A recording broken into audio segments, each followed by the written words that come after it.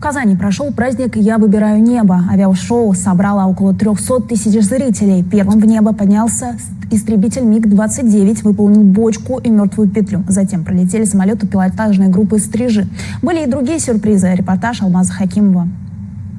Первыми над акваторией реки Казанка захватывающее выступление показали пилоты на учебно-тренировочных самолетах. Приехали с Республики Ингушетия специально, чтобы посетить авиашоу. И мы ни в коем случае не сомневались, конечно, да, в мощи Российской Федерации, в мощи нашей авиатехники, да, нашей военной техники. На земле раскинулась грандиозная выставка. Ведущие авиапредприятия региона демонстрируют достижения. Больше всего внимание привлекает Ансат – легкий многоцелевой вертолет, который разработала конструкторская бригада Казанского завода. Эту красоту, эту мощь нужно своими глазами обязательно показать детям, обязательно дать им возможность попробовать себя в профессии, потому что здесь очень много профориентационных площадок. Летное качество показали ансаты, машины выполняли форсированные виражи и парили над водой так низко, что едва не касались ее поверхности. Казанцы стали и свидетелями невероятного события. Пилоты раскрыли тайну для будущих родителей. Вместе с гостями узнали пол будущего ребенка. В синеве обозначился силуэт Ту-214, современный и модернизированный, выпущенный по комплексной программе развития авиационной отрасли. Сделав несколько кругов над акваторией, пассажирский лайнер скрылся за высотками. Из-за облаков показался стратегический ракетоносец-бомбардировщик Ту-160, знаменитый «Белый лебедь», самый крупный в военной авиации сверхзвуковой самолет и самый тяжелый боевой самолет в мире.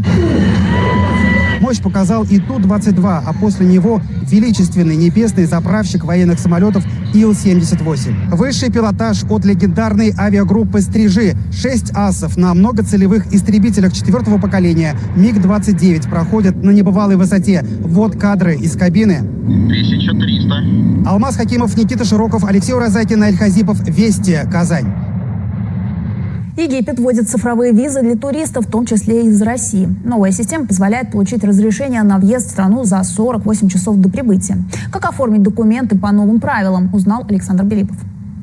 Египет делает очередной шаг навстречу цифровым технологиям, на этот раз в сфере туризма. В стране пирамид начинается внедрение новой системы оформления въездных виз, которая должна упростить для иностранных гостей прохождение границы и значительно сократить затраченное на это время. С сегодняшнего дня оформление визы по прибытии в Египет приводится в цифровой формат. Вместо привычного вот такого бумажного стикера специальной марки, которая вклеивается в паспорт, путешественники теперь смогут оформить электронную визу, содержащую специальный QR-код. Именно он и будет подтверждением оплаты госпошлины и давать право на въезд в страну. Оформить визу и получить QR-код можно на официальном интернет-портале или в мобильном приложении не ранее, чем за 48 часов до въезда, или через терминалы самообслуживания по прибытии непосредственно в аэропорту. Стоимость электронной визы осталась прежней, а вот способ ее оплаты теперь исключительно безналичной, банковской картой международных платежных систем. При этом у российских туристов, которых только в прошлом году Египет принял около 2 миллионов человек, проблем с оплатой возникнуть не должно. Для организованных туристов, а это большинство, эту функцию будут выполнять турагенты с туроператорами. И тогда не возникает никаких сложностей с оплатой карты зарубежного банка. Но пока для туристов из России и не только, причем как организованных, так и самостоятельных, по сути, ничего не изменится. Власти Египта подчеркивают, что на первом этапе цифровая система будет работать в тестовом режиме и только в международном аэропорту Каира, а привычный порядок оформления виз сохранится. Путешественник сможет сам выбирать между новой электронной и традиционной бумажной. Однако после завершения пилотного этапа власти планируют постепенно отказаться от бумажных визовых наклеек. Развитие цифровых сервисов является частью масштабной государственной программы модернизации туристической отрасли Египта, которая остается одним из ключевых источников доходов национальной экономики, принося около 10% ВВП страны. Египет остается одним из самых востребованных туристических направлений в мире. Турпоток растет год от года, требуя модернизации работы пограничных служб. И в Египте делают ставку на современные цифровые решения. По словам разработчиков проекта, такая технология позволит значительно уменьшить очереди в часы пик, ускорить обслуживание пассажиров и снизить вероятность технических ошибок при оформлении документов. Если результаты пилотного проекта окажутся успешными, электронные визы постепенно появятся и в других международных аэропортах страны, со временем полностью вытеснив бумажные. Правда, сроки того, когда это может произойти, пока не определены. Александр Беливов и Дмитрий Чербаков. Вести. Египет. Православный мир отмечает день обретения мощей преподобного Серафима Саровского. Ровно 35 лет назад святыню торжественно перенесли в Свято-Троицкий Дивеевский монастырь. Из обители, где сегодня собрались тысячи верующих, Леонид Муравьев.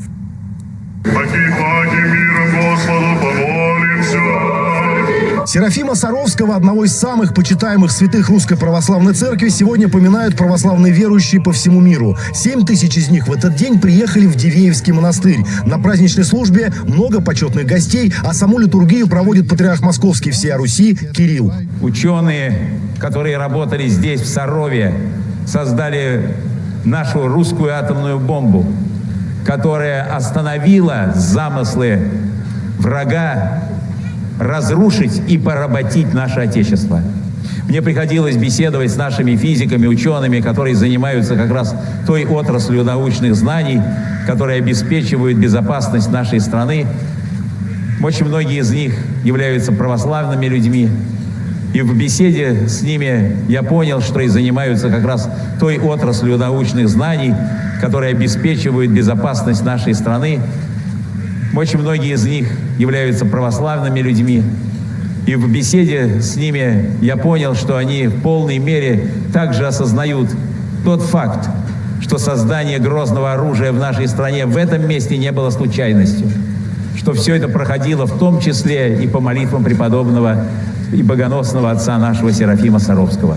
Не случайно именно Серафим Саровский стал небесным покровителем российских физиков-ядерщиков. 80 лет назад ученые долго искали уединенное тихое место для своих исследований. Преподобный же нашел его веком раньше, здесь, на юге Нижегородской области. Именно по благословению старца Серафима в Дивееве была основана девичья община, позже получившая статус монастыря. Батюшка Серафим был попечителем, устроителем нашей обители, а основательница нашей обители Царица Небесная. Согласно житию Серафима Саровского, Богородица являлась батюшке 12 раз и всегда наставляла его о том, что и как нужно сделать в Дивееве. Мы впервые на таком большом празднике именно в Дивеево находимся сегодня. Многие в Дивеево приезжают, но есть и те, кто идет пешком. Это крестный ход, который вышел из Сарова. К батюшке Серафиму идут из разных уголков Нижегородской области, причем порой не 100 верст. В этот праздничный день паломников в Дивееве так много, что под стенами монастыря разбивают палаточный городок на несколько тысяч мест. Эта кухня работает практически без перерыва. Для паломников из палаточного лагеря здесь готовят обеды и ужины. 1000 порций ежедневно разнообразных супов и каш. Блюда простые, но вкусные, ведь готовят на дровах. Многие, как, например, супруги Гутовы, приезжают в обитель каждый год, причем всей семьей. Вначале ходили с одним ребенком, с 2, с 3. Вот у нас в прошлом году родились двойняшки, 2 девчонки. Мы с ними первый раз всем составом. Праздничные мероприятия в Дивееве завершатся только завтра. Все это время православные верующие проведут в молитвах в честь самого преподобного и Пресвятой Богородицы, по настоянию которой здесь и появился монастырь. Леонид Муравьев, Антон Калмыков, Игорь Синюрин и Юлия Миронова. Вести, Нижегородская область. В Москве наградили победителей национального открытого чемпионата творческих компетенций Art Masters в категории юниоры. О самых лучших работах и призах Виктория Тальберг. Здесь, в центре Москвы, бьется креативный пульс России. И Art Masters – это не просто конкурс, а бурно развивающаяся творческая экосистема, в которой рождаются новые ландшафты России. В одном потоке творили 120 участников из 44 регионов страны. Это дизайнеры, сценаристы, видеомонтажеры, стилисты – все те, за которыми творческое будущее нашей страны. Мне вот дизайн очень нравится. Я, получается, в 22 году только начал и самостоятельно, получается, изучал его. Без курсов никаких там. У меня в ПГТ нету всяких там лицеев, которые специализируются на IT-штуках. Тема этого сезона «Народы России». Конкурсантов разделили на 10 команд. Участникам пришлось создать песню и снять на нее клип, рассказывающий о традициях якутов, бурятов, аварцев, кабардинцев. Задание, конечно, непростое, и времени было крайне мало, всего лишь 10 дней, но с ним справились абсолютно все. Я очень надеюсь, что дальше мой путь тоже будет связан с монтажом и творческими профессиями. Победа в Art Masters – это не просто грамоты и денежные призы, это возможность реализовать свой творческий потенциал. Ребята могут работать в разных проектах и зарабатывать свои первые деньги. У нас уже есть прецеденты, когда юниоры прямо после чемпионата попадают в производство. И в частности есть такой проект, очень популярный по всей стране. Он просветительский проект, называется «Разговоры о важном». И вот буквально в прошлом году целая команда выпускников Art-Masters, по-моему, 15 человек, они вошли в производственную группу вот этого проекта и до сих пор там работают. Причем победа в Art-Masters гарантирует еще и дополнительные баллы при поступлении в высшие учебные заведения. Это очень важно, особенно для тех, кто мечтает о бюджете. Art-Masters – это единственный конкурс, помимо ГТО, который в России мы добавляем какие-то баллы при поступлении. То есть для нас действительно это важно. Мы добавляем звукорежиссерам, потому что действительно звукорежиссеры, которые прошли вот эту вот самую такую подкачку Art-Masters, это очень профессиональные ребята, и у нас мы им добавляем, по-моему, 5 баллов при поступлении. Точно так же мы добавляем баллы еще, по-моему, драматургам, сценаристам и рерайтерам. За 6 лет в чемпионате приняли участие 130 тысяч человек, и сегодняшние идеи завтра обязательно станут трендами. Виктория Дальберг, Сергей Величко и Артем Давыдов. Вести. В Суздале прошел ежегодный праздник огурца. Приехали тысячи туристов со всей России. Не обошлось без малосольного танца и зеленого квиза.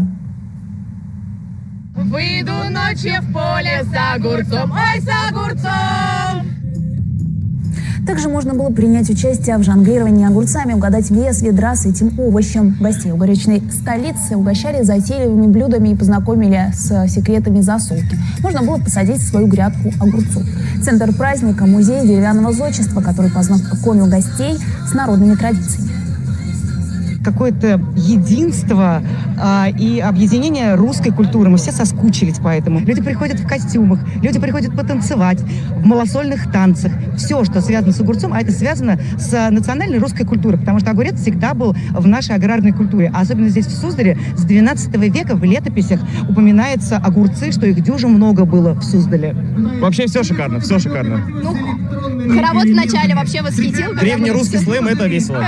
Очень праздничная атмосфера. Все такие добрые, счастливые, с хорошим настроением. Супер. Ой, здесь весело, много игр разных, и такие люди приятные. Все в огурцы наряжаются, всякие веночки. Очень красиво.